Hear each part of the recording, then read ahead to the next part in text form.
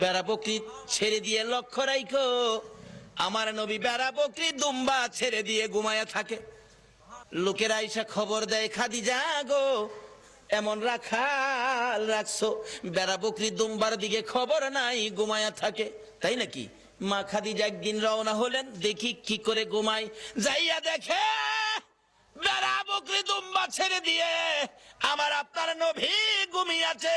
বড় বড় অজগর সাপ এসে নবীজির মাথার উপর ফনা ধরে ছায়া দিতেছে। খাদিজা বলেন, না না, এই রাখালের বকরি জংলার বাগে নিবে না। খাদিজা বাড়ির দিকে যায় আর ফিরা ফিরা চায়, এটা কেমন রাখাল রে? এই রাখাল তো সাধারণ কোনো মানুষ নয়।